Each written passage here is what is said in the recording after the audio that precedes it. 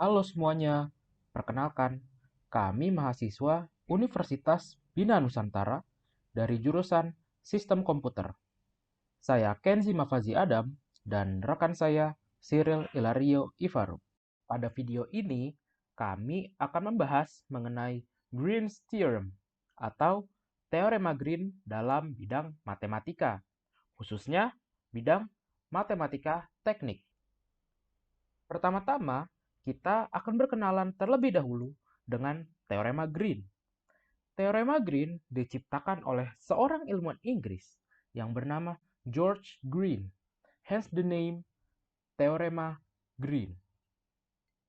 Teorema Green merupakan konsep yang menghubungkan closed loop line integral atau integral tertutup dan double integral atau integral ganda terhadap kurva tertutup yang diberi tanda C.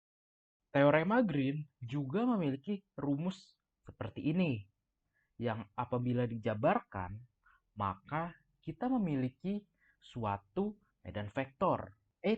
Apa sih medan vektor itu? Medan vektor adalah suatu ruang di mana kita mengukur suatu ukuran media dengan satuan vektor. Di awal sudah dijelaskan bahwa Teorema Green menghubungkan konsep closed loop line integral atau integral tertutup dan double integral atau integral ganda terhadap sebuah kurva. Kurva ini tidak boleh sembarangan. Kurva ini memiliki beberapa aturan. Yang pertama, kurva harus tertutup, yang artinya garis yang membentuk kurva harus dan wajib kembali ke titik semula. Dan yang kedua, kurva harus bergerak berlawanan dengan arah jarum jam. Kenapa sih kurva tersebut harus bergerak berlawanan arah jarum jam? Sebelum kita membahas hal itu, kita harus mengetahui terdapat suatu sebutan yang disebut sebagai curl. Curl adalah suatu operator vektor yang menjabarkan betapa kecil sekalinya rotasi yang dilakukan oleh medan vektor dalam bidang 3 dimensi. Atau bisa kita perjelas lagi sebagai bahwa curl dalam medan vektor dapat memberikan suatu arah dari rotasi yang terjadi di dalam medan vektor. Oleh itulah, kenapa kita dapat mengetahui suatu arah dari rotasi yang dilakukan oleh medan vektor. Apabila curl positif atau lebih besar dari 0, maka akan melakukan rotasi dengan arah yang berlawanan dengan jarum jam. Dan sebaliknya, apabila curl negatif atau kurang dari 0, maka akan melakukan rotasi sama dengan arah jarum jam. Selanjutnya, apabila kita membagi kurva yang berada pada medan vektor dengan sama rata, maka kita akan mendapatkan dua variabel, yaitu C1 dan C2. Kedua variabel tersebut akan menghasilkan nilai yang sama dengan kurva C apabila kita memasukkan masing-masing variabel ke persamaan awal dan menjumlahkannya. Dari penjelasan ini, kita dapat mengetahui bahwa kita dapat membagi area kurva menjadi jumlah yang sangat bervariasi dengan cara mengoperasikan curl dikali dengan jumlah banyaknya area yang berada pada kurva tersebut, sehingga kita akan mendapatkan hasil yang sama dengan formula double integral. Oke, selanjutnya ada soal. Kalau di materi membahas mengenai rumus teorema Green menggunakan curl, kali ini kita akan membahas rumus teorema Green menggunakan turunan parsial. Turunan parsial yang mana? Turunan parsial yang berada di sebelah Y, berada di sebelah X, berada di sebelah Q, berada di sebelah P. Itu namanya turunan parsial. Oke, kalau di soal, terdapat kurva berbentuk lingkaran yang digambar menggunakan warna merah.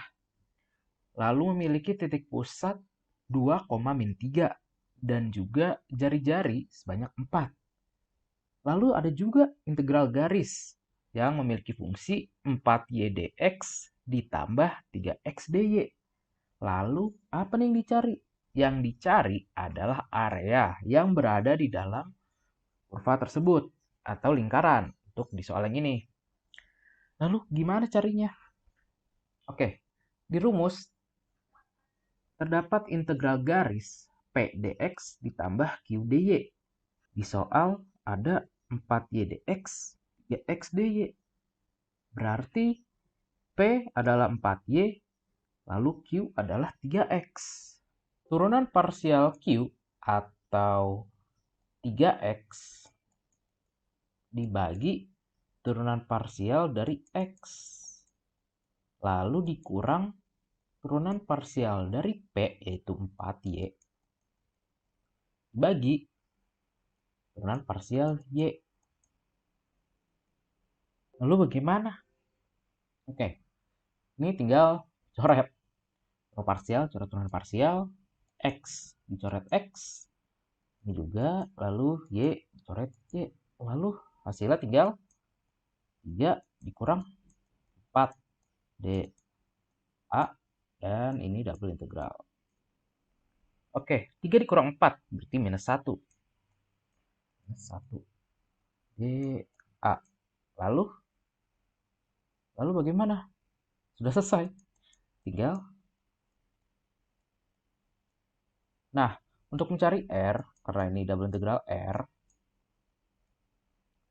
karena R tidak diberikan suatu fungsi secara spesifik, maka R ini adalah rumus dari lingkaran, karena kurvanya berbentuk lingkaran.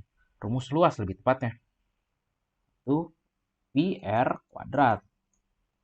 Nah, karena R adalah 4,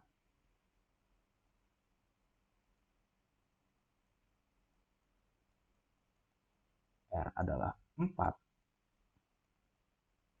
berarti min 16 pi.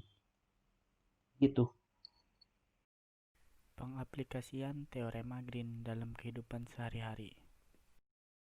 Membantunya arsitek dan desainer memproyeksikan baik 3 dimensi, abstrak, ataupun 2 dimensi. Alat yang memiliki konsep yang sama adalah planimeter atau platometer.